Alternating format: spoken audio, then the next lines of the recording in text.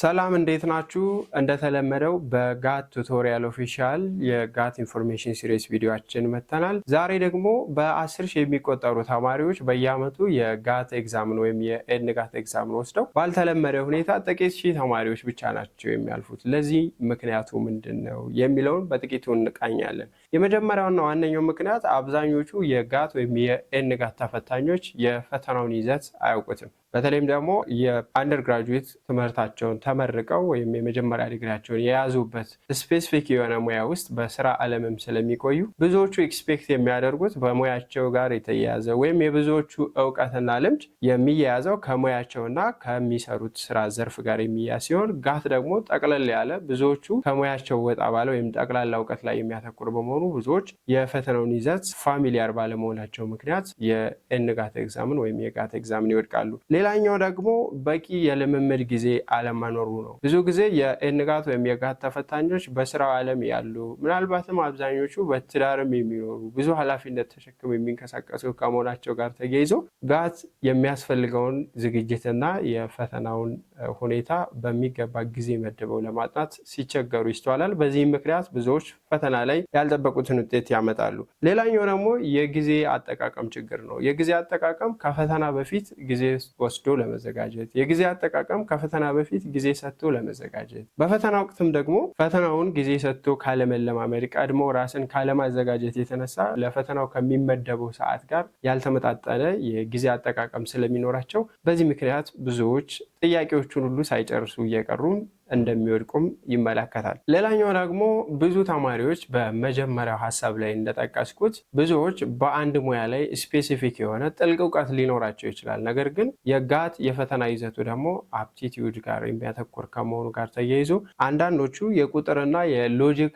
ችሎታችን ብዙም ላይሆን ስለሚችል በተለይ ኳንቲቴቲቭ ሪዝኒንግ እና የቨርባል ሪዝኒንግ ሀሳቦች፣ አናሊቲካል ሪዝኒንግ ሀሳቦች የሚጠቃለሉበት ኮንሰፕት ለብዙዎች ፋሚሊያር የሚመስል ጥያቄ መልክ ሲመጣ ግን የሚያስቸግር ስለሚሆን ይህንንም እንደዚሁ በቀላሉ ሚስ ያደርጉታል። ሌላኛው ደግሞ የመመሪያና የአስተዳደራዊ መዋቅር ለውጦች ወይም ደግሞ የአሰራር ለውጦች ብዙ ጊዜ የፈተና ውጤታቸውን አፌክት እንደሚያደርጉትም ይናገራሉ።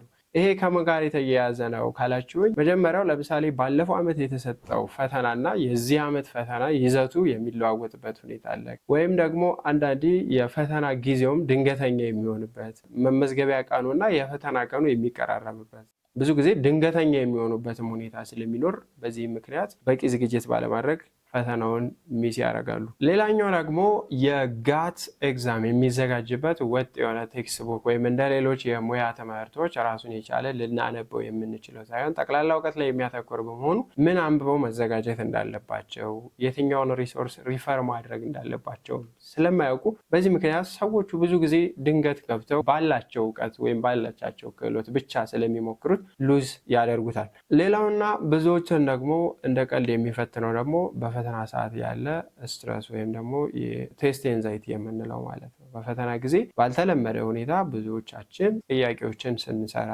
ከሰዓት ማነስ ጋር ተያይዞ ወይም አንድ ጥያቄ ሲከብደን ብዙዎችን ጥያቄዎች ተደናግጠን የምናበላሽበት ሁኔታ ስለሚበዛ በቴስት ኤንዛይቲ ምክንያቱም ብዙዎች ኤግዛሙን ፌል ያደርጋሉ። ሌላኛውና ከዘመኑ ጋር ተያይዞ የሚመጣው ፈተና ደግሞ ብዙዎቻችን የዲጂታል ቴክኖሎጂው ቤተሰብ አይደለንም ወይም ደግሞ በኮምፒውተር ከዚህ በፊት የኦንላይን ኤግዛሞችን ወስደን የማናውቅበት እድሉ ትንሽም ስለሆነ በተለይ አሁን ላይ የፖስት ግራጁዌት ፕሮግራም አቴንድ የሚያደርጉት አሁን ባለው ሲስተም ያላለፉ በተለይ የቀድሞ በወረቀት በነበረበት ዘመን ኤግዛም ሲፈተኑ የኖሩም ከመሆናቸው ጋር ተያይዞ ኮምፒውተርን ማኔጅ ማድረግም ወይም ድንገት ፓወር ቢጠፋባቸው በመደናገጥ ወይም ደግሞ አንድ ነገር እንኳን ሲበላሽ በዛ ተደናግጠው ከኮምፒውተር ጋር ፋሚሊያር ባለመሆን ምክንያትም ብዙ ችግሮች ይፈጠራሉ። በነገራችን ላይ እነዚህን ችግሮቻችሁን በሙሉ ሊቀርፉላችሁ የሚችሉ በቂና ጥልቅ መረጃዎችን በጋት ቱቶሪያል ኦፊሻል የቴሌግራም፣ የቲክቶክ እንዲሁም የዩቲዩብ ቻናል አዘውትረው ወደ እናንተ ይደርሳሉ። ሌላውና በጣም ትኩረት ልንሰጠው የሚገባው ደግሞ የፈተናው ፖሊሲና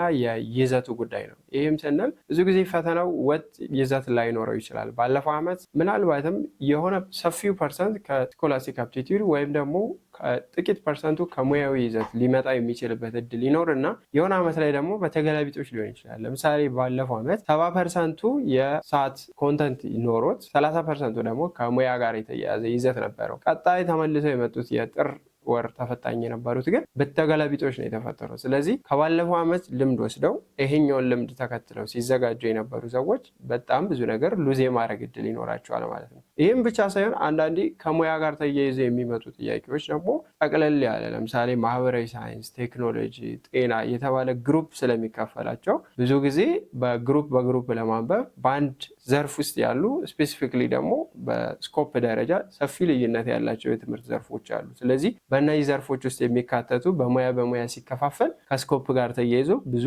ቻሌንጅ የሚያደርጓቸው ጥያቄዎች ፈተና ውስጥ የሚካተቱበት እድልም አለ ማለት ነው። ስለዚህ ስንዘጋጅ እነዚህን ነገሮች ኮንሲደር አለማድረግ ብዙ ጊዜ ፈተናውን ፌል እንድናደርግ ሰፊ እድል ሊፈጥር ይችላል ማለት ነው። ሌላውና የተለመደው ደግሞ በሀገራችን የትምህርት ስርዓት ውስጥ ብዙ ጊዜ የጠቅላላ እውቀቶችን የምናካብትበት እድል በግላችን አንብበን ወይም በራሳችን መንገድ ካልሆነ በትምህርት ስርዓቱ በኩል የምናገኝበት መንገድ እጅግ ጠባብ በመሆኑ ብዙዎቻችን በተመሳሳይ የትምህርት ዘርፍ ወይም በተመሳሳይ ካሪክለምም ስናልፍ የነበርን በመሆናችን ለጠቅላላ እውቀት ያለን ኤክስፖዠር ማነስ በራሱ ለዚህ ፈተና መውደቅ ትልቅ ምክንያት ሆኖ ሊጠቀስ ይችላል። እንግዲህ እነዚህንና ሌሎች ሰፋ ያሉ ችግሮችን ዳሰስ አድርጎ እነዚህን ታሳቢ ያደረገ ደግሞ እነዚህን ችግሮች ቀርፎ የተሻለ ውጤት በማምጣት የምትፈልጉትን የትምህርት ዘርፍ እንድትቀላቀሉ ወይም እንድታገኙ የሚያስችላችሁን የሲሙሌሽን ሴንተር በተለይም ደግሞ የቱቶሪያልም እንዲሁም ሌሎች አስፈላጊ ማቴሪያሎችን የምታገኙበትን እድል ጋት ቱቶሪያል ኦፊሻል አዘጋጅቶ እየጠበቃችሁ ነው። እነዚህን የሲሙሌሽን ሴንተሮች፣ የኤግዛም ኮንተንቶች እንዲሁም ደግሞ ቱቶሪያሎችን በምትፈልጉት መንገድ ለማግኘት በቴሌግራም በሁሉም የሶሻል ሚዲያ ፕላትፎርሞች ኮንታክት ብታደርጉት አስፈላጊውን አገልግሎት የምታገኙበትን መንገድ ይጠቁማቸዋል። ሌሎች ተመሳሳይ መረጃዎች አዘውትር እንዲደርሷችሁ ላይክ፣ ሼር፣ ፎሎ በማድረግ ቤተሰብ ሁሉ ለሌሎች ጓደኞቻችሁም ሼር በማድረግ ተጋገዙ እንላለን። እናመሰግናለን።